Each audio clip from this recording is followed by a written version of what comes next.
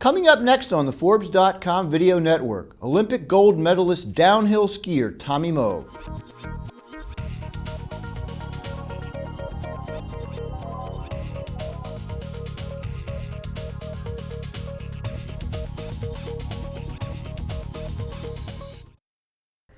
Welcome back to Adventurer, the show where people truly push their lives to the limits. I'm your host, Jim Clash.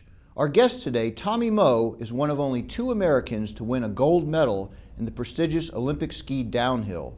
Today, Tommy still skis, but as an ambassador to the Jackson Hole Mountain Resort.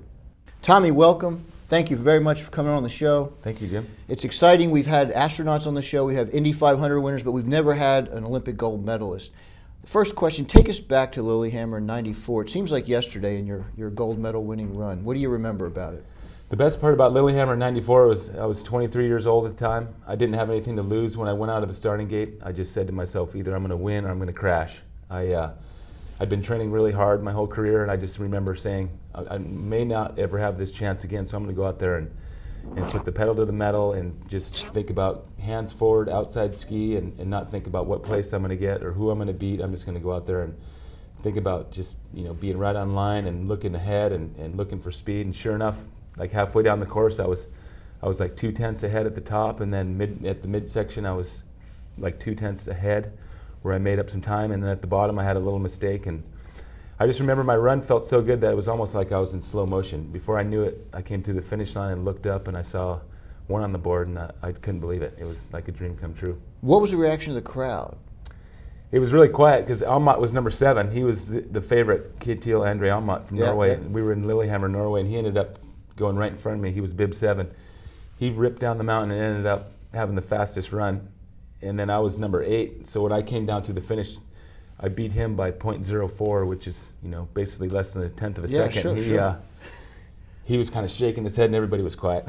And quiet because you were in Europe, and probably people were rooting for the Europeans and for the American to suddenly be in first place. Oh yeah, it was amazing because Almot was the favorite. He and I had been battling all season, and I'd never won a major international competition until then. So it was a great run. And you and Billy Johnson still the only 2 to ever win the downhill for the Americans right. in the Olympics. We had a big disappointment in the Olympics with Bode Miller. I know you know Bode. What do you think happened there? You having been in the Olympics, having had the experience, what do you think happened? Well, Bode, he's his own guy. He doesn't really care about what people think of him, and he had his chance there. He was on the cover of every magazine leading up to the Olympics. Had won some, he's won like 20 World Cup races, 2 Olympic medals, world champion. So Bode's basically kind of won it all, but for him at the Olympics in Italy last year, he was really close to winning. He was 4th in the downhill, and he was having a great run in the Super G and ended up crashing. And I think for Bode, it was more or less just the fact that he just didn't have the luck that he needed at the time, and maybe he was just a little bit off, and his mental strength was a little bit slow, and maybe he just didn't click like the other races, and he ended up not winning, and that was a tough one for him. Have you talked to him since? Does he ever talk about it? I haven't talked to Bode since then, but I've read a little bit in the upcoming press releases this year, and it says that Bode is going to give it a go another year, and he'll probably win a few more races. He's not a young guy anymore by any means. He's about 28, 29, and a lot of racers can race into the early 30s, but Bode's he's one of the best skiers we've ever had from the U.S., and either you love him or you hate him.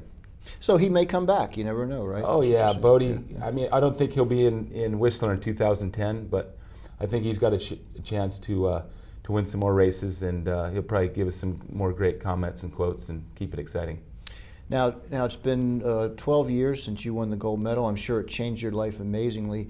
What are you doing now, and what are your plans for the future? Well, right now I actually live and ski in Jackson Hole, Wyoming. I've been out there Great place. Yeah, I've been out there for 12 years. I work for the ski area as a ski ambassador, so I work do a lot of privates. I do some guiding, backcountry guiding, and then also I work with some corporate groups.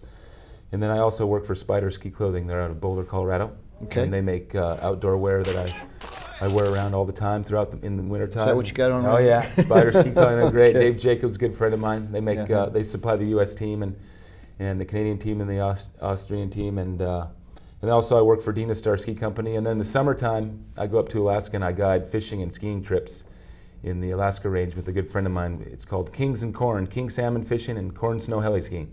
Wow, so you've really got your finger in a lot of different outdoor pies. Yeah, that's right. I guess our viewers should know that if they want to ski with Tommy Moe or they want to fish with Tommy Moe, they can do it for the right price. Oh yeah, it's Jackson Hole, pretty easy to find. Alaska's a little harder to get to, but at the same time, I'm out skiing every day and having a good time, and that's what I love to do. Tommy, thank you so much for coming on. Wish you continued success in All right, everything you do, okay? Thanks a lot, Jim. Again, Olympic gold medal skier Tommy Moe. I'm Forbes adventurer Jim Clash. For more, see my column in Forbes magazine or go to Forbes.com/adventurer. And thanks for watching the Forbes.com Video Network.